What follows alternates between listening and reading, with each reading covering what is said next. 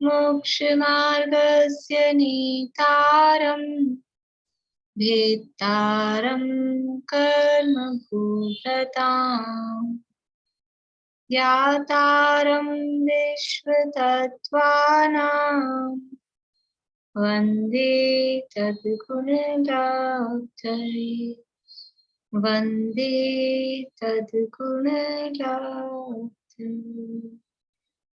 मोक्षमार्ग के नेता एवं कर्म पर्वतों के भेदा और विश्व के सब तत्वों के ज्ञायक चेतन संवेदा सद्गुण आप समान प्राप्त हो यही भावना भा कर दे विनय पूर्वक करूं वंदना बारंबार जिनेश्वर दे बारंबार जिनेश्वर दे।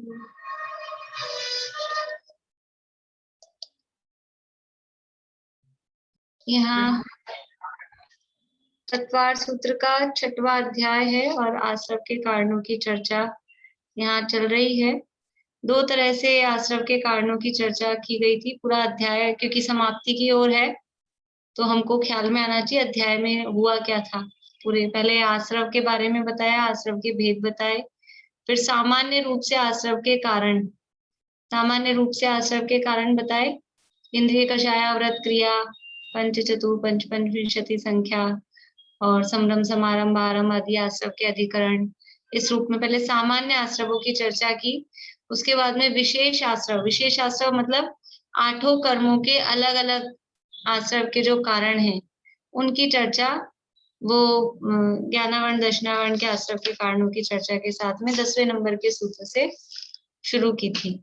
तो 8 कर्मों के अलग अलग आश्रव के कारण बता रहे थे और उसमें से जैसे ज्ञानावरण दशनावरण है वो सामान्य है तो उनमें कोई अलग विशेष भेदों में फर्क नहीं है तो उनके सामान्य रूप से बताए।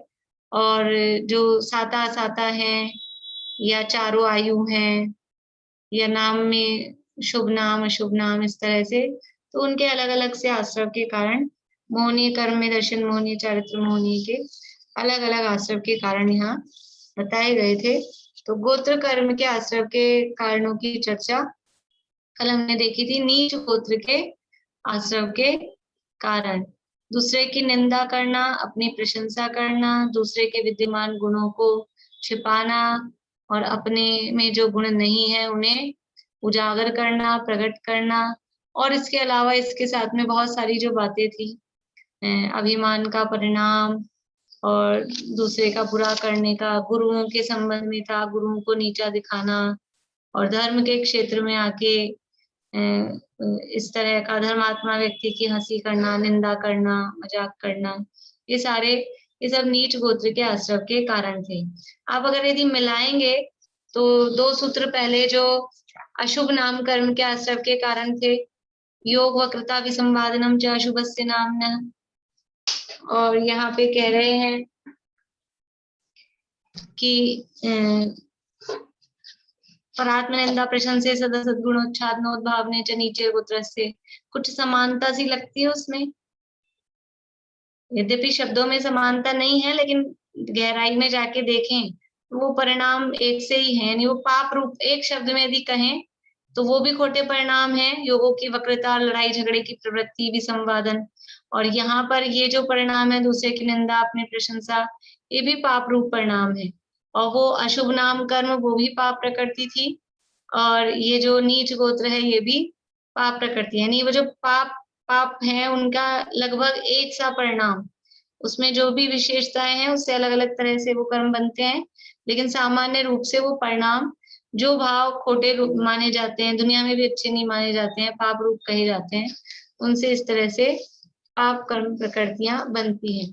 कल हमने देखा था नीच गोत्र है, नीच गोत्र का बंध कौन से गुणस्थान तक होता है, गतियों की अपेक्षा हमने देख लिया, चारों गतियों में से 2 गतियों में नीच ही गोत्र है, एक देवगति में उच्च ही गोत्र है, और मनुष्य गति में दोनों तरह की गोत्र है। अब बंध की तरफ से गुणस्थानों में देखा कि जो बंध होता है, नीच गोत्र का बंध, वो कौन से गुणस्थान तक होता है? कुछ पूछना है आपको? दूसरे गुणस्थान तक। अच्छा, जवाब दे रहे हैं, दूसरे गुणस्थान तक। नीच गोत्र का जो बंध है वो दूसरे गुणस्थान तक है, दूसरे गुणस्थान के आगे नीच गोत्र का बंध नहीं होता है। अब ये नीच गोत्र का उदय कौन से गुणस्थान तक होता है? उदय भी तो, ये तो बंध था, बंध होता है दूसरे गुणस्थान तक, लेकिन इस नीच गोत्र का उदय, अब उदय पहले आप ध्यान देखें, गतियों की तरफ से देखेंगे। इसको उदय को समझने के लिए कौन कौन सी गति में उदय है नीच गोत्र का, वो ख्याल में लाएं। नीच गोत्र का उदय कौन कौन सी में है? नरक में है, तिर्यंच में है और मनुष्य में है। ठीक है, अभी नरक में कौन सा गुणस्थान हो सकता है मैक्सिमम? नरक में ज्यादा से ज्यादा किसी को गुणस्थान हो तो कौन सा हो सकता है? पहला, दूसरा, तीसरा या चौथा या पांचवा? 5 ले लेते हैं अपन। 5 में से कौन से गुणस्थान हो सकते हैं नरक में? बहुत कम लोगों को आ रहा है जवाब देना। चलिए ठीक है, नरक में नहीं पढ़ा नहीं है ना सबने, इसलिए सबको नहीं आएगा, कोई दिक्कत वाली बात नहीं, जिसने पढ़ा है उसको आ रहा है, सही जवाब दे रहे हैं बाकी लोग जो दे रहे हैं। नरक में 4 गुणस्थान है, चौथे गुणस्थान तक नरक में हो सकता है, उससे ऊपर नहीं हो सकता। अब कोई चौथे गुणस्थान में नरक में है, नारकी है, लेकिन गोत्र कौन सा है उसका? नीच गोत्र ही है। तो कोई, जैसे राजा श्रेणिक है नरक में, राजा श्रेणिक नरक में है, कौन सा गुणस्थान है उनका? चौथा गुणस्थान है, शायिक सम्यक दृष्टि है। कौन से गोत्र का उदय है उनके? शायिक सम्यक दृष्टि। राजा श्रेणिक का जीव नारकी जो नरक में है, उसके गोत्र कौन सा है? अभी नीच ही गोत्र है, तो चौथे गुणस्थान में तो हो सकता है। ठीक है, चौथे में अपने को आ गया समझ में, नारकियों का हो गया। चौथे से ऊपर गुणस्थान नरक में नहीं है। तिर्यंचों में मैक्सिमम कितने गुणस्थान हो सकते हैं तिर्यंच गति में?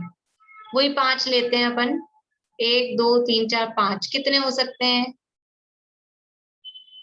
तिर्यंच गति में? बढ़िया, 5 गुणस्थान मैक्सिमम हो सकते हैं। 5वें गुणस्थान तक तिर्यंच जीव प्राप्त कर सकते हैं। चौथा प्राप्त हो ही जाता है, सम्यक दर्शन चारों गतियों में हो जाता है, इसलिए तिर्यंचों को भी हो सकता है। और तिर्यंच देश व्रत भी धारण कर सकते हैं, 2 कषाय चौकड़ी का अभाव भी कर सकते हैं। देश व्रती तिर्यंचों की आप लोगों ने कहानी, महावीर भगवान का चरित्र पढ़ा हो तो वो जो शेर के जीव को सम्यक दर्शन हुआ, उसके बाद उसमें ने अणुव्रत लिए, देश व्रत धारण कर लिए। इसी तरह से पार्श्वनाथ भगवान की कथा में जब वो हाथी के पर्याय में उन्हें सम्यक दर्शन हुआ, फिर उन्होंने अणुव्रत धारण कर लिए, पंचम गुणस्थान वर्ती हो गए। ऐसे और भी तिर्यंचों की कहानी इस तरह से आती है। तो तिर्यंच गति में 5 गुणस्थान तक प्राप्त हो सकते हैं। और तिर्यंच गति में गोत्र कौन सी है? गोत्र कौन सी है? उच्च है कि नीच है? नीच गोत्र है। तिर्यंच गति में नीच गोत्र का ही उदय है। तो 5वें गुणस्थान वाला कोई तिर्यंच है, उसके तो उच्च हो जाएगी ना गोत्र। 5वें गुणस्थान में कोई आ जाएगा तो उसकी गोत्र बदल के उच्च हो जाएगी? नहीं होगी, गोत्र कर्म बदलता नहीं है। और तिर्यंच में तो नीच गोत्र का ही उदय है, तो उदय वहां पर नीच गोत्र का ही रहेगा। इसका मतलब नीच गोत्र का उदय नरक में अपन ने देखा, चौथे में भी पाया गया, तिर्यंच में आए तो 5वें में भी पाया गया। ठीक है, अब मनुष्यों में आए।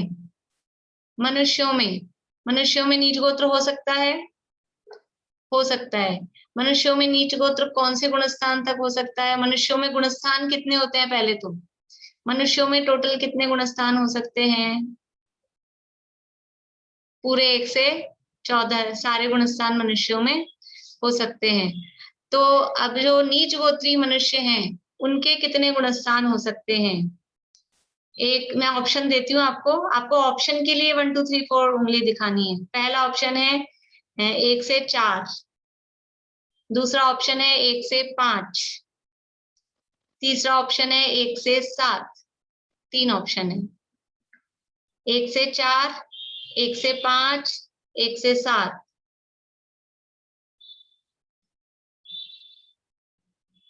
मिक्स जवाब आ रहे हैं, कुछ लोग 1 बता रहे हैं, कुछ लोग 2 बता रहे हैं। सही जवाब है, अरे अनीता आंटी आप 3 उंगली दिखा रहे हैं, नहीं, 1 से 5 नीच गोत्री मनुष्यों को 5 गुण स्थान तक हो सकते हैं। कल परसों तो अपन ने बात की थी, जो नीच गोत्री हैं उनको वो एलक शुल्लक से अधिक ऊपर नहीं जा सकते हैं, मुनि नहीं बन सकते हैं, एलक शुल्लक से अधिक दीक्षा उनको नहीं होती है। कल ही परसों ने तो बात की थी कुछ इस तरह की। तो 5 गुण स्थान तक वो नीच गोत्र का जिनके उदय है 5 गुण स्थान तक मनुष्य गति में प्राप्त कर सकते हैं। इसका मतलब निर्णय क्या हुआ, मैं सीधा सीधा भी आपको बता सकती थी कि नीच गोत्र का उदय इस गुण स्थान तक हो सकता है, लेकिन इस तरह से अपन खुद खोज के निकालेंगे तो वो अपने को तर्क से समझ में आएगा, कभी भूल भी जाएंगे तो अपन दिमाग लगा सकेंगे, इसलिए मैं इतनी एक्सरसाइज आपसे करा रही हूँ। देवगति में तो नीच गोत्र का काम ही नहीं है, इसलिए देवगति की तो चर्चा अपने को करनी नहीं है, नीच गोत्र की अपन बात कर रहे हैं। तो नीच गोत्र का उदय मैक्सिमम कितने गुण स्थान तक पाया गया, 5वें गुण स्थान तक, ठीक है। तो नीच गोत्र का उदय 5वें गुण स्थान तक पाया जाता है, उसके ऊपर नहीं। यानी यदि जिस जीव के नीच गोत्र का उदय है वो 5वें गुण स्थान से ऊपर 6ठा 7वां गुण स्थान या और ऊपर के गुण स्थान वो नहीं ले सकता है। समझ में आ गई बात। नीच गोत्र का बंध वो दूसरे गुण स्थान तक है, नीच गोत्र का उदय 5वें गुण स्थान तक है, 5वें गुण स्थान से ऊपर नीच गोत्र का उदय नहीं है। ये नीच गोत्र की चर्चा अपनी यहाँ लगभग हो गई है। अब उच्च गोत्र की चर्चा। उच्च गोत्र का उसके आश्रव, तो जो नीच गोत्र नीच से विपरीत उच्च है, तो नीच गोत्र के जो आश्रव के कारण है उससे जो अपोजिट काम करेंगे तो उससे उच्च गोत्र का आश्रव होगा। देखिए सूत्र भी वही है, सरल सूत्र है, 26 नंबर का सूत्र है 6ठे अध्याय में, 26 नंबर का सूत्र।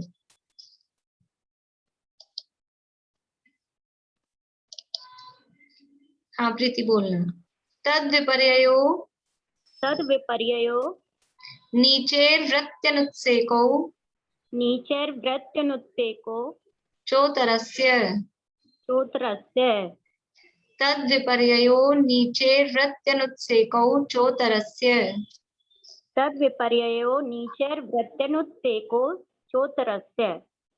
तद विपर्ययो नीचेर्व्रत्यनुत्सेको चोतरस्य।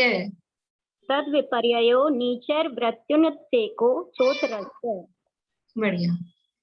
तद विपर्ययो ने ऊपर जो बात कही थी उससे विपरीत, ऊपर जो बात कही उससे विपरीत बात।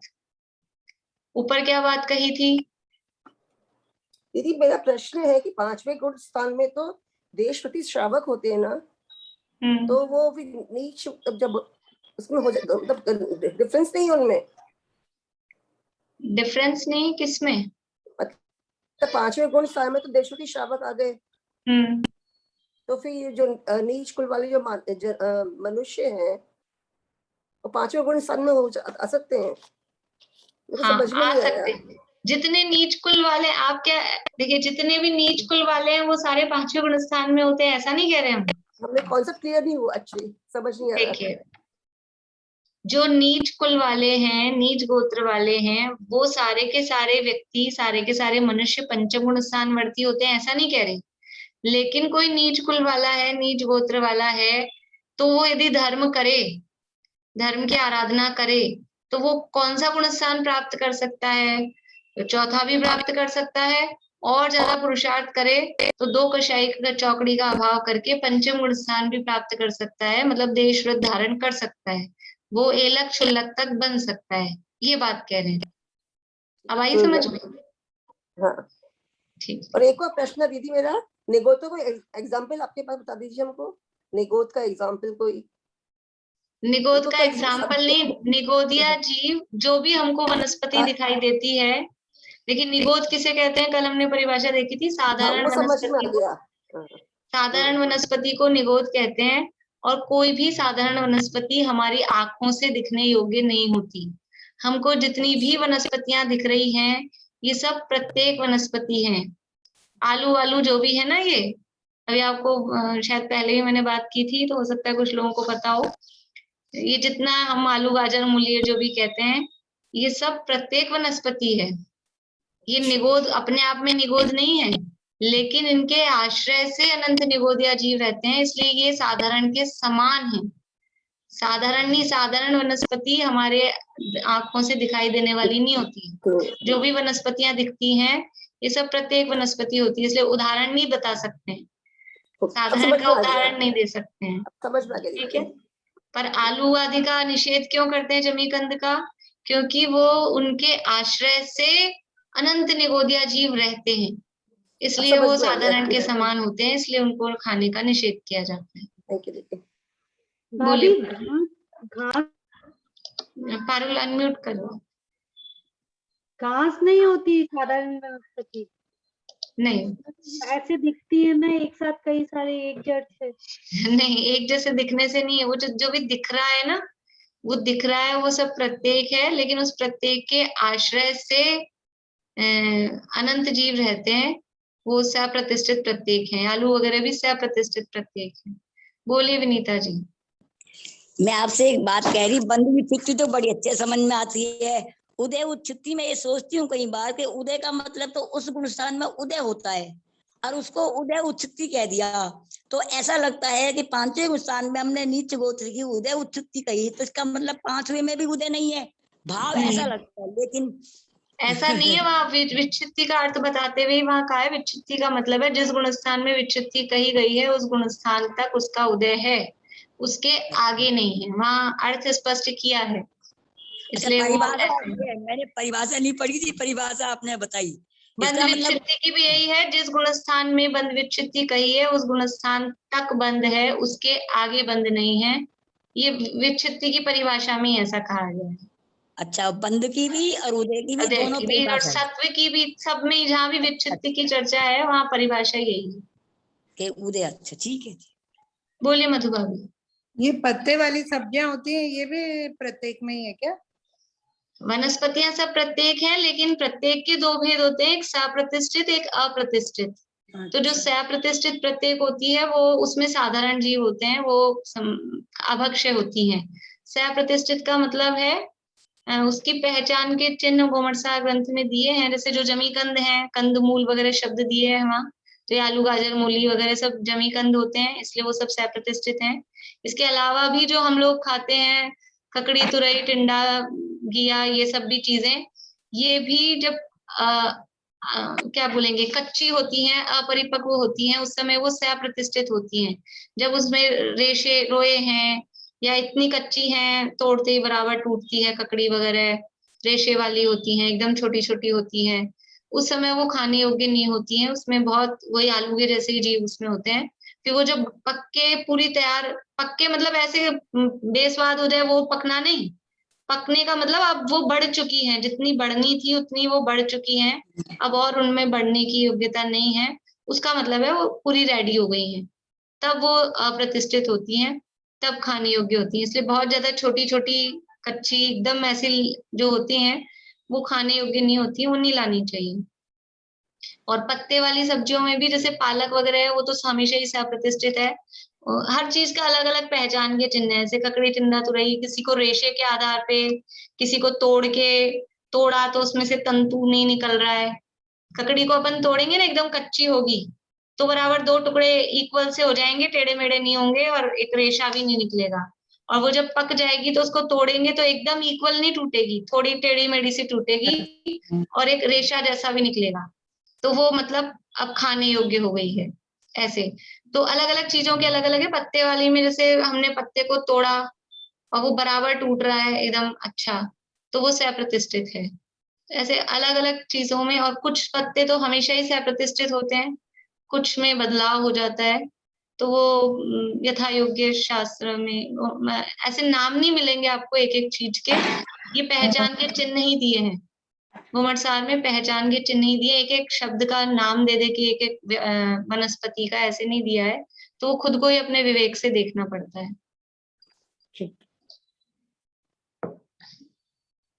चलिए वो बात अपनी ये तो बहुत इधर उधर चली गई। नीच गोत्र की चर्चा, अपनी उच्च गोत्र की चर्चा कर रहे हैं, नीच गोत्र की तो हो गई। सूत्र अपन ने पढ़ लिया था। तद विपर्यो, उससे विपरीत, किससे विपरीत? जो नीच गोत्र के आश्रव के कारण बताए थे उससे विपरीत कारण। तो नीच गोत्र के आश्रव के क्या कारण थे? पर निंदा, आत्म प्रशंसा, इससे नीच गोत्र का आश्रव हो रहा था। तो अब उच्च गोत्र के लिए क्या होगा इससे उल्टा, कि पर प्रशंसा और आत्म निंदा। पर निंदा और आत्म प्रशंसा से नीच गोत्र का आश्रव हो रहा था, तो अब पर प्रशंसा और आत्म निंदा। अब आत्म निंदा कोई जबरदस्ती चला चला के नहीं हो कोई बात तो करना वो जरूरी नहीं है, लेकिन पर की प्रशंसा करना मुख्यतः उसमें ये है कि दूसरे की बड़ाई करना, दूसरे का को थोड़ा सा भी हो उसको उजागर करना, वो पर प्रशंसा। एक ये ऐसा होता है ना, क्या बोलते हैं, कोई ऑफिस वगैरह हो, कोई बड़ा मतलब किसी के अधीन कोई काम करते हो, ऑफिसर हो, तो उसके लिए भी ये जो समझ लो बिजनेस सेमिनार वगैरह होते हैं उसमें भी एक नियम बताते हैं कि अपने यानी काम करो और काम करके श्रेय दूसरों पे डाल दो। मतलब सक्सेसफुल होने का एक और राज उसका बताते हैं कि आपको सफलता कब मिलेगी, कि भले ही आप काम करो लेकिन काम करके क्रेडिट दूसरों, क्रेडिट मतलब दूसरों को कहो ये तो इन्होंने किया है, इनकी वजह से हुआ है। मतलब ऐसा होता है, अपन भी फॉर्मेलिटी में कहते हैं, अंदर से सोचते रहते हैं किया तो मैंने है, लेकिन इससे क्या होता है कि जो काम करने वाले हैं उनको अच्छा लगता है कि हाँ हमारी प्रशंसा हो रही है, तो वो काम करने के प्रति उत्साहित होते हैं। वो तो दुनिया की बात है, लोक व्यवहार की बात है, यहाँ खाली मायाचारी करने वाली बात नहीं है। लेकिन यहाँ तो दूसरे की प्रशंसा, दूसरे का थोड़ा सा भी अच्छाई देखी, दूसरे की राई जितनी अच्छाई को पहाड़ जितना करके बताना, और अपनी पहाड़ जितनी अच्छाई को राई जैसा देखना, ये है उससे विपरीत। पर निंदा, आत्म प्रशंसा नीच गोत्र के आश्रव का कारण था। यहाँ पर प्रशंसा और आत्म निंदा, इसका मतलब क्या है कि दूसरे में इतनी सी भी अच्छाई है उसको बहुत बढ़ा के देखना, बताना, और अपने में बहुत अच्छाइयां हैं लेकिन उसको राई समान गिनना, उसको कुछ गिनना नहीं, बताना भी नहीं, ऐसा ये उससे विपरीत परिणाम। बोलिए दीपिका जी। ये मायाचारी में नहीं आया कि उसकी थोड़ी सी को अगर अपन बहुत ज्यादा करके बताएंगे तो ये मायाचारी नहीं? नहीं, ये मायाचारी नहीं है। माया के उद्देश्य से यदि बताएंगे तो मायाचारी। हमारा उद्देश्य माया करना नहीं है। देखो उद्देश्य अपने को समझ में आता है, कभी कभी तो टोंट में भी कहते हैं, तो वो मायाचारी है, वो कई नहीं। बार बहुत ज्यादा जब सुनते हैं तो लगता है कि ये मतलब यूं लगता है कि इतना नहीं है लेकिन उतना या तो देखो, या तो चापलूसी करे तो वो मायाचारी, चापलूसी नहीं, लेकिन ऐसा बस दूसरे की प्रशंसा करने का भाव, एक सामान्य रूप से भाव, यदि उसमें बीच में मायाचारी, चापलूसी या ईर्ष्या या कोई और परिणाम है तो वो तो साफ साफ है ही, वो कषाय दूसरी जो साथ में आ रही है, फिर तो उससे तो योगों की वक्रता हो ही रही है, वो तो अशुभ। जब हम वो ही क्या है, बढ़ा चढ़ा कर अगर हम बोलेंगे तो वो तो फिर मायाचारी, आप एक लिमिट से ज्यादा बढ़ा के नहीं बोल सकते किसी के लिए। वो नहीं, वो अर्थ नहीं है। देखिए यहाँ वो अर्थ नहीं है कि किसी की अननेसेसरी प्रशंसा करना या बिना बात ही करना।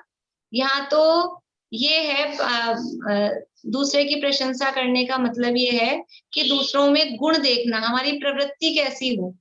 एक तो हमारी नेचर ये होती है कि बस वहां जहाँ दो, जैसे ऐसा कहते हैं ना टीचर होते हैं, कितना ही अच्छा लिखे बच्चा उस पे कुछ नहीं, लेकिन जहां गलती दिखी वहीं डंक मारते हैं, वो गोला लगा देते हैं, वो दोष देखने की प्रवृत्ति होती है। तो ऐसा कुछ लोगों की मतलब नेचर ही दोष देखने की है, वो नीच गोत्र के आश्रव का कारण है। और कुछ की नेचर ही दोष ध्यान नहीं पड़ता है, पर अच्छी बात होती है वो दिखाई देती है, ऐसा समझना। अननेसेसरी या नहीं है गुण जबरदस्ती अपने प्रयोजन से, अपने परिवार का है या हमारा कोई स्वार्थ सदता है, इस उद्देश्य से हम बढ़ा चढ़ा के कह रहे हैं, वो तो सब मायाचारी है, वो तो कषाय है, वो तो पाप का परिणाम है, वो नहीं। हाँ, क्या नाम है आपका? रेणु जी, आप पूछ रहे हैं? हाँ, मैं बोल रही थी इसका संधि विच्छेद करके बता दीजिए सूत्र का। हाँ हाँ, अभी करती हूँ। बोलिए रश्मि जी। ये इसका मीनिंग तो आपने जो बता दिया 26 वाले का, लेकिन इसका वर्ड का मीनिंग समझ में नहीं आ रहा। वही कर रहे हैं अभी, वो बीच में अपना छूट गया ना एकदम से, तो वो फ्लोट हो गया। तत्विपर्ययो नीचे का तो आ गया, वृत्त्युन्नति को चौतरस्य इस। देखिए पहले ये देख लीजिए, तद विपर्ययो संधि विच्छेद इसका।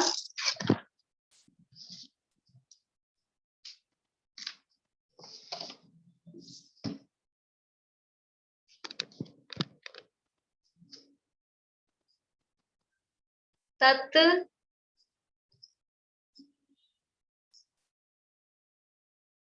विपर्ययो, तत् विपर्ययो, तत् यानी उससे, उससे यानी किससे? इसको तद भी लिख सकते हैं, उसमें तद है, वो त का द बन जाता है, उसमें कोई खास बात नहीं है। तद, तद यानी उससे, उससे यानी किससे? जो नीच गोत्र के आश्रम के कारण थे, उससे। विपर्ययो यानी विपरीत, उससे विपरीत। ठीक है, ये तो सरल है। तत् विपर्ययो, उससे विपरीत। तो पर निंदा आत्म प्रशंसा, उससे विपरीत कि पर प्रशंसा आत्मनिंदा या आत्मनिंदा पर प्रशंसा।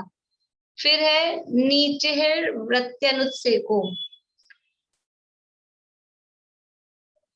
नीचे है, पहले मैं ये शब्द लिख देती हूँ।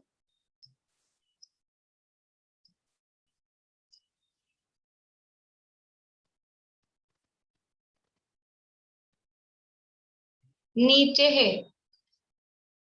नीचे है वृत्ति अनुत्सेको, ये 3 शब्द हैं। नीचे है यानी नीच, नीच मतलब, नीच मतलब नम्र। नीच का मतलब, नीच का मतलब खोटा वाला नीच नहीं, यहाँ नीच का मतलब है नीच, नम्रता के अर्थ में, विनम्रता के अर्थ में नीच है। नीचे है वृत्ति यानी हमारी प्रवृत्ति, वो विनम्रता की प्रवृत्ति हो।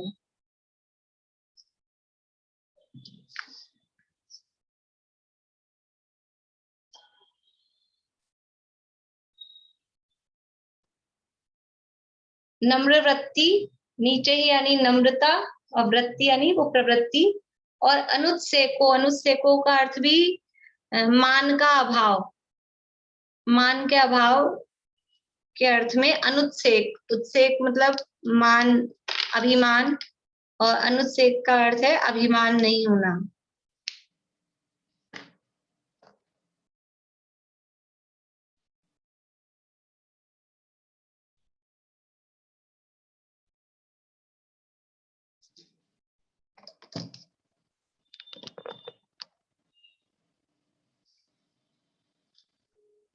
तो तत्विपर्ययों में पूरे जो ऊपर वाला सूत्र था, पर निंदा आत्म प्रशंसा और सद्गुण उच्छादन असद्गुण उद्भावन, ये इन सबसे पूरे चारों पॉइंट से उल्टा।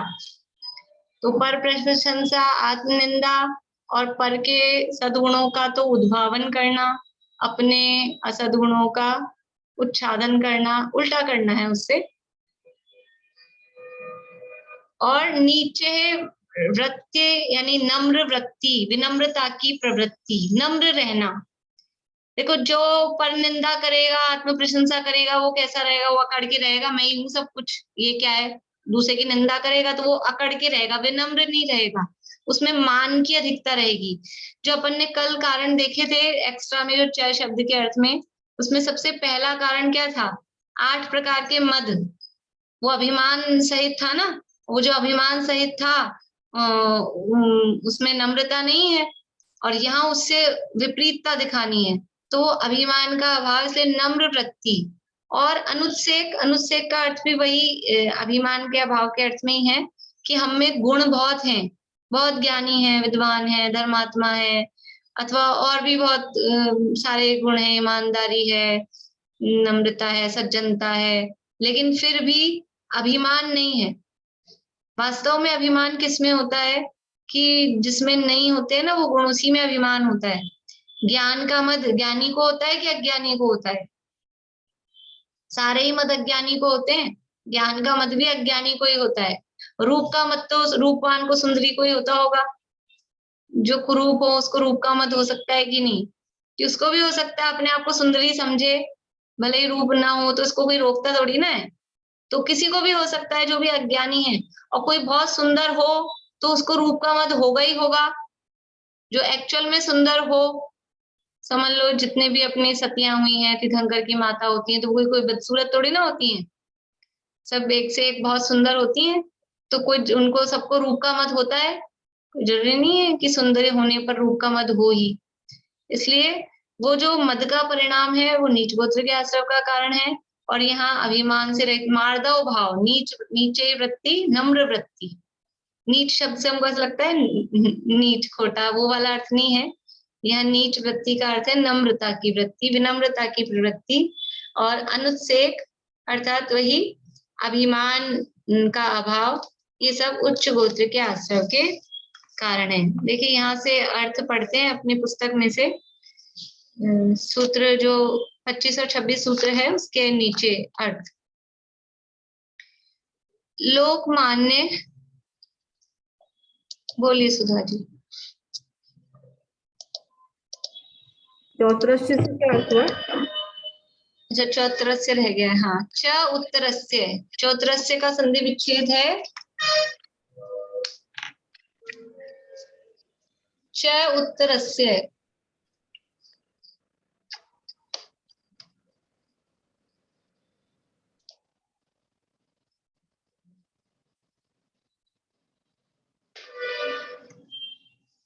इससे बना है चौतरस्य। ये जो शब्द है ना चौतरस्य, तो ये च तो वही जैसे ऊपर च था ना, अभी च का अर्थ और खोलेंगे, जैसे ऊपर वहां च में क्या क्या लिया वो बताया, वैसे यहाँ च में क्या है। और उत्तरस्य यानी दूसरे वाले का। परात्म निंदा प्रशंसे सदा सद्गुणोच्छादनोद्भावने च नीचेर गोत्रस्य, और तद विपर्ययो वो उत्तरस्य, उत्तरस्य यानी दूसरे वाला। दूसरा वाला क्या है? उच्च गोत्र। तो उच्च गोत्र शब्द नहीं देके यहाँ उत्तरस्य लिखा है कि दूसरा जो भेद है गोत्र कर्म का। उत्तर का मतलब अगला, दूसरा जो बच गया है। तो वो दूसरा कौन सा बचा है? उच्च गोत्र कर्म, उच्च गोत्र के आश्रव का कारण है। और च शब्द के में क्या क्या गर्भित किया है वो भी अपन चर्चा करते हैं।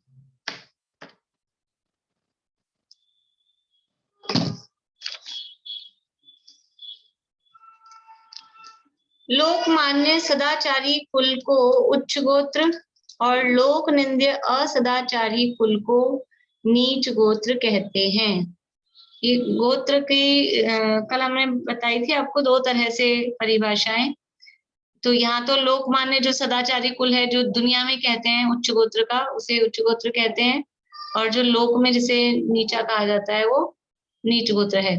कभी कभी इसकी परिभाषा वो कर्मों की तरफ से भी, ऐसी हमारी वृत्तियां, ऐसी प्रवृत्तियां जो हमारे आत्मिक यानी धार्मिक और लौकिक स्वास्थ्य के अनुकूल हों, लौकिक और धार्मिक दोनों के अनुकूल हों, लोकमान्य भी हों और धार्मिक प्रवृत्तियां भी उच्च हों, तो वो कहलाता है उच्च गोत्र।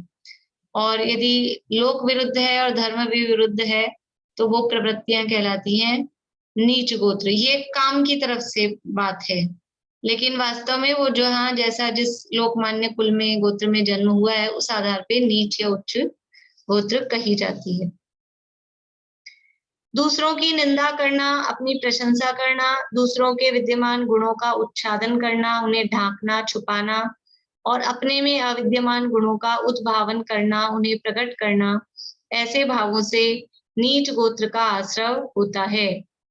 इसके विपरीत कारणों से, अर्थात दूसरों की प्रशंसा करना, अपनी निंदा करना, दूसरों के अच्छे गुणों को प्रकट करना, देखो दूसरों की प्रशंसा करना, अपनी निंदा करना, लेकिन मायाचारी से नहीं। ये बात इसमें पहले ही समझ लेना। कुछ लोग अपनी प्रशंसा करवाने के लिए ये माया अंदर में रख के और अपनी थोड़ी सी हमें तो कुछ नहीं आता ऐसे करके कहेंगे ताकि सामने वाला फिर हमारी प्रशंसा करे। तो वो तो देखो जैसे परिणाम अंदर है वो सब कर्मों को सब समझ में आता है। भले ही हम सामने वाले को बेवकूफ बनाने की सोचें, दूसरे को बेवकूफ बनाने वाला वास्तव में वो दूसरा तो बेवकूफ बने ना बने, वो अपने आप को मूर्ख बना रहा है, वो अपने आप को छल रहा है। क्योंकि कर्मों को नहीं छल सकते। किसी को भी छल लो दुनिया में, किसी को भी क्या वो खुद को ही छलता है, लेकिन कर्मों को नहीं छला जा सकता है, कर्मों को मूर्ख नहीं बनाया जा सकता है, कर्मों को ठगा नहीं जा सकता है। उनको आपके अंदर तक की एक एक चीज समझ में आती है कि क्या बात किस उद्देश्य से क्या परिणाम है। इसलिए वो जैसा परिणाम होगा आश्रव तो उसी तरह का होने वाला है।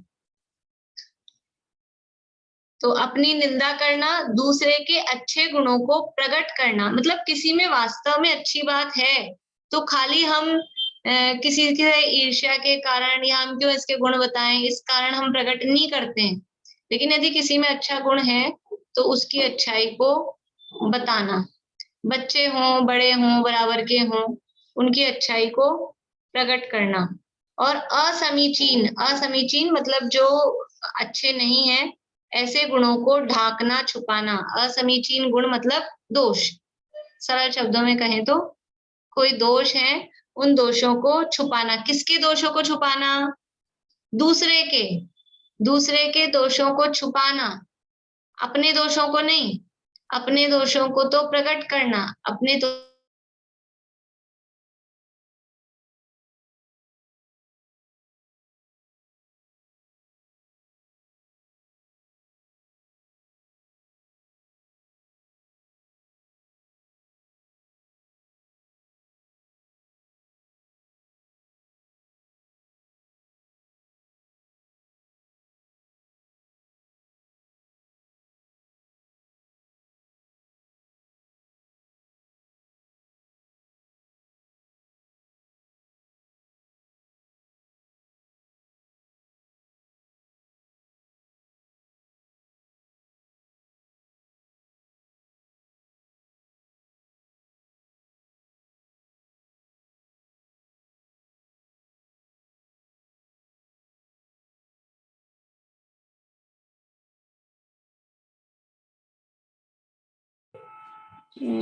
जय जिनेन्द्र,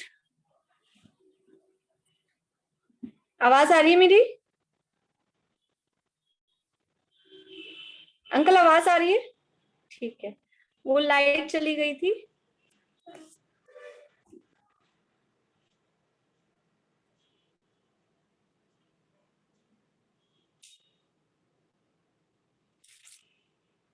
चलिए, तो यहाँ अपनी बात चल रही थी कि अपनी निंदा करना, दूसरे के अच्छे गुणों को प्रकट करना और असमीचीन गुणों को छुपाना। अपने समीचीन गुणों को भी प्रकट नहीं करना। असमीचीन और समीचीन का मतलब क्या है? असमीचीन मतलब जो गुण नहीं है, जो गुण है ही नहीं या जो दोष हैं वो असमीचीन गुण। और समीचीन गुण मतलब जो वास्तव में हमारे में हैं, ऐसे भी जो गुण हैं उन गुणों को भी प्रकट नहीं करना। समीचीन का अर्थ सम्यक और असमीचीन का अर्थ मिथ्या, ऐसा भी कर सकते हैं। तो अपने मिथ्या गुण का मतलब हो गया दोष। अपने दोषों को, दूसरे के दोषों को छुपाना, दूसरे के असमीचीन गुणों को छुपाना और अपने समीचीन गुण यानी वास्तव में जो हमारे में गुण हैं उनको भी प्रकट नहीं करना। गुणी जनों के सामने विनम्र रहना। कोई गुणवान विद्वान अपने से बड़े हमारे सामने हैं तो उनको सामने विनम्र रहना, यानी उनके सामने ये हम भी कुछ हैं, हमें भी ज्ञान है, ऐसा अकड़ के उनके सामने नहीं रहना। गुणी जनों के सामने विनम्र रहना। गुणों के होने पर भी अभिमान नहीं करना। अनुत्सेक यानी गुणों के होने पर भी अभिमान नहीं करना, यह अनुत्सेक की वृत्ति है। ये सब उच्च गोत्र के आश्रव के कारण है। ये जो सब परिणाम हैं ये सब उच्च गोत्र के आश्रव के कारण है। यानी नीच गोत्र के जो आश्रव के कारण थे, जैसे नामकरण में कहे थे, नामकर्म में शुभ नाम और अशुभ नाम, तो वो जो दोनों आपस में विपरीत थे तो उनके कारण भी विपरीत थे। तुम गेट बंद कर देना। इसी तरह से यहाँ नीच गोत्र और उच्च गोत्र के आश्रव के कारण भी ये आपस में विपरीत है। नीच गोत्र के आश्रव के कारणों से जो विपरीत कारण है वो उच्च गोत्र के आश्रव के कारण है।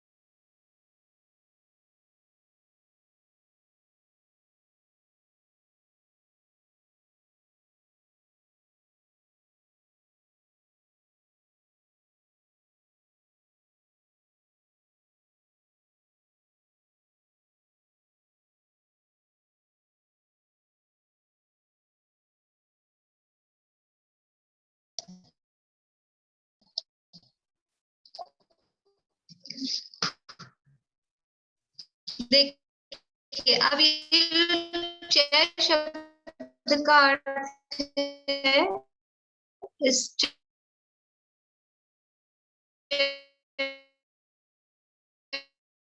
शब्द के अर्थ हैं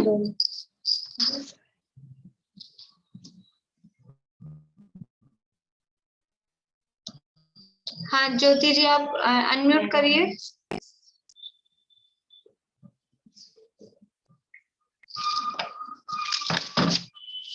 इसमें नेटवर्क नहीं आ रहा।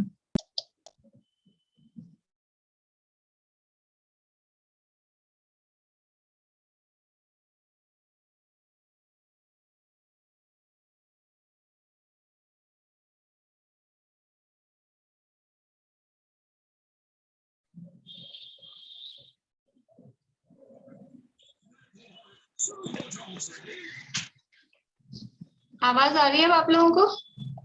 जी मैम जी, ये हमें उच्च गोत्र के जो ये कारण है इनको स्क्रीन शेयर कर दो। ये नहीं, ये जो मैं बोल के सुना रही हूँ ये स्क्रीन शेयर नहीं होगी। जी मैम ठीक है, याद करने के लिए कह रहे थे हम। मैं ग्रुप में भेज दूंगी, फिर आप ले लीजिएगा, जिनसे भी आप ज्वाइन हुए हैं ना ग्रुप में ज्वाइन हो जाइएगा। जी मैम।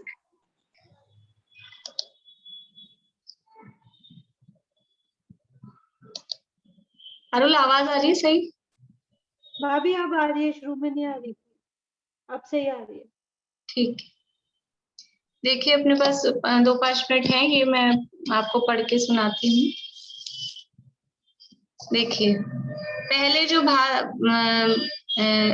बात कही थी उससे विपरीत जो है, यानी अपनी निंदा करना, अन्य की प्रशंसा करना, अपने गुणों को छिपाना, अन्य के अच्छे गुणों को प्रकट करना। अपने गुणों को छिपाना का मतलब, जैसे आपने पुराने जमाने की कहानियां सुनी होगी कि कोई सेठ जी थे, वो बहुत दान देते थे लेकिन छुप के दान देते थे, पता भी नहीं चलता था, गेहूं की बोरियां पहुंचाते थे और उसमें मोहरे रख देते थे। आवाज आ रही है या नहीं आ रही है आप लोगों को? आ रही है? तो यानी अपनी प्रशंसा नहीं चाहते थे। अभी आज का जमाने में हो और किसी को इतना इतना कोई ऐसा लगता है अपने को पैसा देना है, तो फिर पैसा दिया, अभी नाम भी नहीं हुआ तो क्या मतलब, नाम तो करना चाहिए ना। तो ये नाम वाला जो परिणाम है, ये नीच गोत्र के आश्रव का कारण है। यानी दान में तो कहते ही ऐसे हैं, दान दे, एक हाथ से दे तो दूसरे हाथ को पता नहीं लगे, ऐसा गुप्त रूप से दान होना चाहिए। तो ये एक उदाहरण है दान वाला, तो उदाहरण के लिए मैं आपको बता रही हूँ, अकेला दान में ही नहीं, जो भी कोई काम करें तो बस काम हो जाना चाहिए। हमें अपने नाम की इच्छा हो तो वो खोटी प्रवृत्ति है। अपना नाम बड़ाई नहीं हो, अपनी प्रशंसा नहीं करें, ना प्रशंसा की इच्छा रखें। तो उससे ये उच्च गोत्र भी बनता है। और यशस कीर्ति जो नाम कर्म के भेदों में है, हम चाहते तो हैं यश, हम यश चाहते हैं, लेकिन यश चाहने से अपयश बंधता है। कर्म है, एक अपयश नाम कर्म है, एक यश नाम कर्म है। और हर आदमी क्या चाहता है, भले ही कुछ नहीं हो, कुछ नहीं करता हो, कुछ नहीं होता हो, लेकिन हर आदमी चाहता है मेरा नाम हो, यश चाहता है। और यश चाहने से यश नहीं बनता, यश चाहने से अपयश बनता है। तो ये उल्टा है कर्मों का जरा हिसाब थोड़ा। यदि हम कुछ पाप की इच्छा करें ना, तो वो तो फलीभूत हो जाती है। लेकिन यदि हम कुछ ऐसे पुण्य की, मतलब कुछ साधनों की, इस तरह की पुण्य का उदय आ जाए, ऐसी इच्छा करें, तो वो उल्टी रूप में फलती है। ये कर्मों का दिमाग मतलब कर्मों का हिसाब जरा कुछ इसी तरह का है।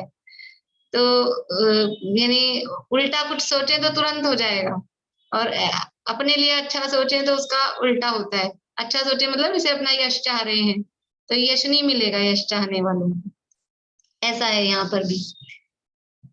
अपनी निंदा करना, अन्य की प्रशंसा करना, अपने गुणों को छिपाना, अन्य के अच्छे गुणों को प्रकट करना, मद रहित हो गुणवान पुरुषों की विनय करना, कुल जाति बल रूप ज्ञान तप प्रभुता ऐश्वर्य में अधिक होने पर भी अपनी उच्चता प्रकट नहीं करना। कल कहा था ये 8 चीजें, कुल जाति रूप बल ज्ञान प्रभुता ऐश्वर्य, इनके इसके संबंध में मत करना, वो नीच गोत्र के आश्रव का कारण था।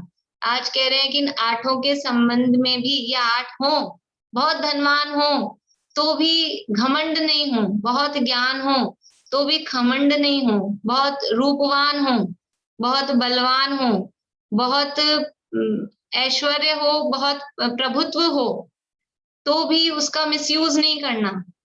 प्रभुत्व बहुत हो परंतु उसका मद घमंड नहीं करना, उसका मिसयूज नहीं करना, ये उच्च गोत्र के आश्रव का कारण है। मद रहित हो विनय गुणवान पुरुषों की विनय करना, अन्य की अवज्ञा रूप हास्य नहीं करना, दूसरे की हम अवमानना करें, अवज्ञा करें, हंसी उड़ाएं, ऐसा नहीं करना। अन्य की निंदा अपवाद नहीं करना, अभिमान रहित हो धर्मात्मा पुरुषों की विनय सहित पूजा करना। अब धर्मात्मा पुरुषों का विनय भी कर रहा है लेकिन अभिमान सहित, उसमें भी घमंड लाए कि हम देखो हम इनके साथ हैं। प्रधानमंत्री के साथ फोटो, प्रधानमंत्री की चाकरी क्यों कर रहा है कि हम प्रधानमंत्री के साथ फोटो खिंचा लेंगे कि हम इनके साथ हैं। कुछ बड़े कोई धर्मात्मा है, बड़े विद्वान है, कुछ हैं, तो उनकी सेवा चाकरी क्यों कर रहा है कि अपना नाम हो जाएगा इनके साथ रहने से। ऐसी भावना से नहीं, अभिमान रहित होके विनम्र होकर उनकी विनय सहित पूजा करना। धर्म के कारणों का बड़ा आदर करना, धर्मात्मा व्यक्तियों को देखते ही उठ खड़ा होना, अंजलि जोड़ना, नम्रीभूत हो उनकी वंदना करना, अन्य के दुख मेटकर उन्हें साता देना, कभी अन्य में नहीं पाए जाने वाले अन्य व्यक्तियों में दुर्लभ अच्छे गुण स्वयं में होने पर भी उद्यत नहीं रहना। यानी दूसरों में जो गुण नहीं पाए जाते, अपने में वो गुण हैं, बहुत अपने में गुण है, अपने को भी पता है कि हम में गुण है, फिर भी उद्यत मतलब ऐसे क्या बोलते हैं, घमंड में ऐसा नहीं होना, अभिमान में उद्दंड क्या जैसे होते हैं ना, शब्द नहीं आ रहा मुझे, कुछ मिसबिहेव करना, उद्यत मतलब ऐसा कि हमारे में तो इतने गुण हैं, आप में क्या गुण है, ऐसा करके अव्यवहार करें, दुर्व्यवहार करें, ऐसा नहीं होना। जैसे भस्म से ढकी हुई अग्नि अपने गुण को प्रकट नहीं करती है, उसी प्रकार अपनी लघुता रूप प्रवर्तन करना इत्यादि भावों से उच्च गोत्र का आश्रव होता है। जैसे राख में, भस्म में अग्नि दबियो, कोयले वगैरह को दबा के रख देते थे पुराने जमाने में, तो वो अग्नि दिखाई नहीं देती, वैसे ही अपने में गुण होने पर भी वो गुण प्रकट नहीं करना। प्रकट नहीं करना मतलब अपने मुंह से चला के मुझ में ये गुण है, मुझ में इतने गुण हैं, ऐसा चला के नहीं कहना, नहीं बताना, ये सब उच्च गोत्र के आश्रव का कारण है। इस तरह से उच्च गोत्र के और नीच गोत्र के गोत्र कर्म के आश्रय के कारणों की चर्चा अपनी हो गई है। अब अंतिम सूत्र अपना बचा है अंतराय कर्म के आश्रय के कारण। इसकी चर्चा अपन कल पूरी होती तो कल, नहीं तो परसों तक इसकी चर्चा अपन करेंगे। अभी किसी को प्रश्न हो तो बोलिए, बोलिए अंकल।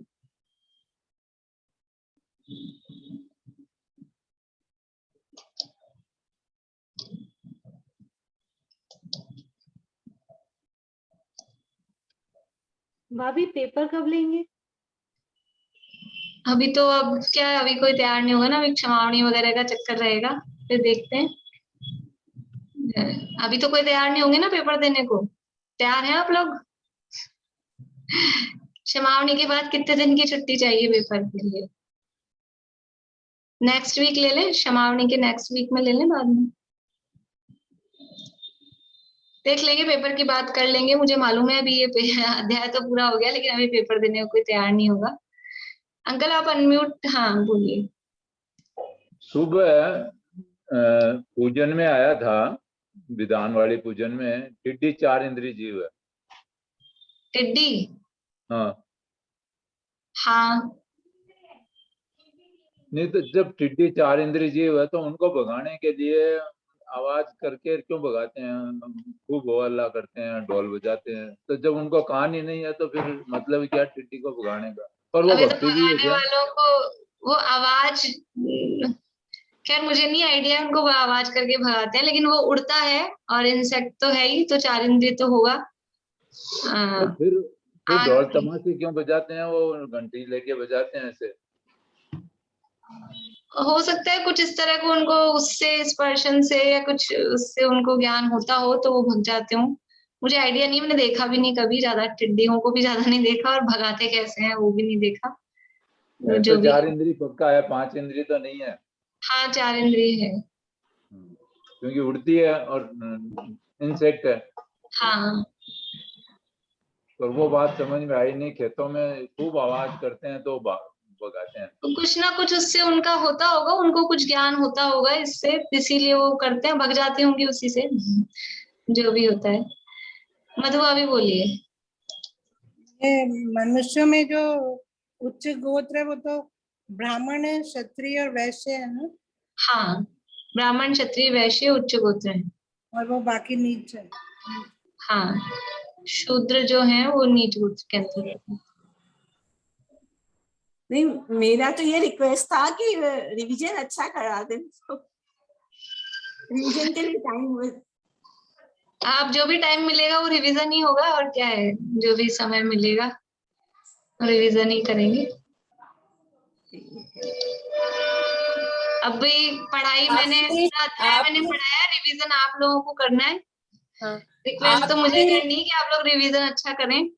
हाँ, आपने गुणस्थान बता दिए क्या पहले? गुणस्थान पिछले साल जब ये स्टार्ट हुई थी ना लॉकडाउन में क्लासेस, तब द्रव्य संग्रह में पूरे चले थे गुणस्थानी। तत्वार्थ सूत्र में नहीं चले, तत्वार्थ सूत्र में एक आध दिन में कुछ शॉर्ट में बताए थे मैंने, वो भी शायद ऑफलाइन क्लास में ही बताए थे, ऑनलाइन में शायद नहीं बताए। ऑनलाइन में द्रव्य संग्रह की क्लास स्टार्ट ही गुणस्थान से हुई थी, द्रव्य संग्रह में गुणस्थान का टॉपिक था, तब वो गुणस्थान से स्टार्ट हुई थी।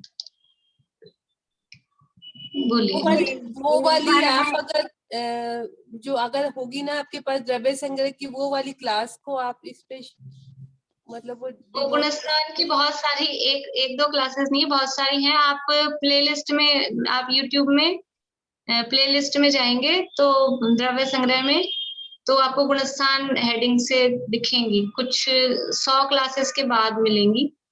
13वीं गाथा से हैं, गाथा से देख सकते हैं, 13वीं गाथा से फिर गुणस्थान भी लिखा हुआ फिर मिल जाएगा। 100 के अराउंड इतनी क्लासेस लगभग, आसपास, उसके ऊपर नीचे कुछ हो सकता है, तब मिलेंगी।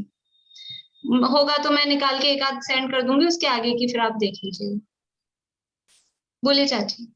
दीदी एक बार है ना ये तत्वार्थ सूत्र पूरा पढ़ना था, मतलब ये खत्म समाप्त हो गया ना ये वाला अध्याय, तो ये एक बार पढ़ के जैसे सभी से आप सुन रहे हैं ना, तो एक बार सबका हो जाए तो अच्छा है ना, उच्चारण सही आ जाएगा। हाँ तो सबका करेंगे ना, अब इसलिए आज मैंने 2 लोगों को ले लिया था, कल से 2-2 लोगों का। अब ज्यादा लोग नहीं बचे मेरे ख्याल से, जो बोलने वाले हैं उनमें तो ज्यादा नहीं है, बाकी तो सब बंद करके ही रखते हैं, तो उनको बोलना ही नहीं है, तो ठीक है। अच्छा, थैंक यू। मैम ये जो समय सार का जो मंगलाचरण है ये किसमें से बोलते हैं? समय सार का मंगलाचरण कौन? समय संजीव जी जो बोलते हैं ना वो मंगलाचरण समय सार। समय सार का जो ग्रंथ है उसी में से बोलते होंगे। उसमें तो देखा नहीं मुझे ऐसे, मैंने ध्यान नहीं दिया, मैं देख के बता दूंगी कि और कौन सा। मेरे ख्याल से उसी में से, एक भाव प्रबोधिनी में से ही तो बोलते होंगे, उसमें से नहीं है। मैं सुन लूंगी, मैं एक्चुअल में स्टार्टिंग से नहीं सुन पाती हूँ, मैं सुन के फिर बता दूंगी आपको किसमें से बोलते। चलिए, और किसी का प्रश्न है? जिनवाणी स्तुति करते हैं।